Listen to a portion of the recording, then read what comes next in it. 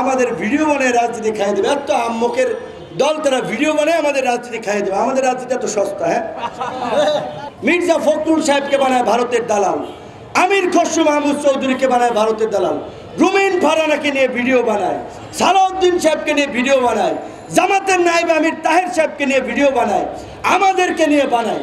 তাহলে এই দেশে আর রইলটাকে বাকি? তাহলে তাদের রাজনৈতিক এজেন্ডাটা কি? এই দুষ্ট লোকগুলো সূক্ষ্মভাবে মানুষকে বিভ্রান্ত করছে, মানুষের ব্রেন ওয়াশ করার চেষ্টা করছে। তারা অলিয়া উলিয়া দেখবেন মাঝে মাঝে ইসলামী লাইনে দু একটা কথা বলে, দু একজন হুজুর মাদ্রাসার ছাত্রদের পক্ষে ফেসবুকে স্ট্যাটাস দেয় তাদের ফেসবুক রিচটা ভিউটা ঠিক রাখার জন্য। তারপরে ওই ভিডিও বানিয়ে সেদিন নাকি শুনেছি ওয়ালটনের কাছে পাঠিয়েছে, এই যে নতুন আরেকটা টাউট দোকান খুলেছে বাংলা এডিশন নামে, সে চালায় নিউ ইয়র্কে উবার, সে এখানে 1.5 কোটি টাকা খরচ করে আপনার লা মেরিডিয়ান হোটেল, লা মেরিডিয়ান 5 স্টারে বাংলা এডিশন নামে ধান্দাবাজির নতুন দোকান খুলেছে। এবং সেদিন ওয়ালটনে পাঠিয়েছে, ওয়ালটন কর্তৃপক্ষকে বলেছে যে চান্দা না দিলে আপনারা আওয়ামী লীগের দোসর ছিলেন, ফ্যাসিবাদের দোসর ছিলেন, আমরা এগুলো প্রচার করে দেব। এর আগে দেখেছি এই একদিকে আমাদের সাথে থেকেছেন, ভিডিও বানিয়েছেন, আবার বসুন্ধরা গ্রুপের সাইম সুবাহার আনবির যে মুক্তিযোদ্ধার মেয়েকে হত্যা করেছেন, মুনিয়া হত্যা নিয়ে দেশের গণমাধ্যম ওই সময় খুব বেশি কথা বলতে পারে নাই, কারণ তারা হাসিনার লোক ছিলেন। এবং সেটা তো আপনারা জানেন যে সোবহান সাহেব বলেছে মরার পরেও জান্নাতেও তারা শেখ হাসিনার সাথে যেতে চান। তো সেই সোবহান সাহেবকে কিছু করতে পেরেছে এই অন্তর্বর্তীকালীন সরকার বা আমরা বিপ্লবীরা কিছু করতে পেরেছি?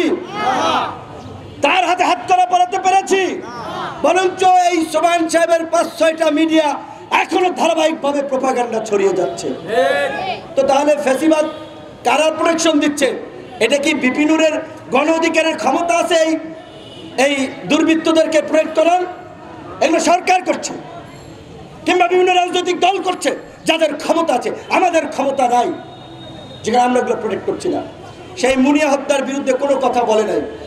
এখন আরেকটা ছেলে যাকে গ্রেপ্তার করেছে যে মাই টিভির, এই ছেলে অনেক আমি দেখলাম যে সোশ্যাল মিডিয়ার অ্যাক্টিভিস্টদের ধরে নির্যাতন করেছে, তাদেরকে দিয়ে মিথ্যা স্বীকারোক্তি নিয়েছে, বাজে কাজ করিয়েছে। এই জন্য তার বিরুদ্ধে সাইবারে মামলা হতে পারে, গ্রেপ্তার হতে পারে। কিন্তু যখন একটা গণমাধ্যম কিছুদিন আগে জনকণ্ঠ দখল করেছে, ভাগ বাটোয়ারা করে, সেখানে বিএনপির প্রতিনিধি ছিল, জামাতের লোক ছিল, এনসিপির লোক ছিল, গণ অধিকারের লোক ছিল, সেটা নিয়ে কথা বলায় মাই টিভিও দখল করতে গিয়েছে, সেইটা নিয়ে কথা বলে এখন আমাদের ভিডিও বানায় রাজনীতি খাইয়ে দেবে। এত আম্মকের দল তারা ভিডিও বানায় আমাদের রাজনীতি খাইয়ে দেবে। আমাদের রাজনীতি এত সস্তা। হ্যাঁ, দেবশ্রী শুভ্রা সরকার, পৃথিবী নিউজ ডেস্ক, চ্যানেল 365।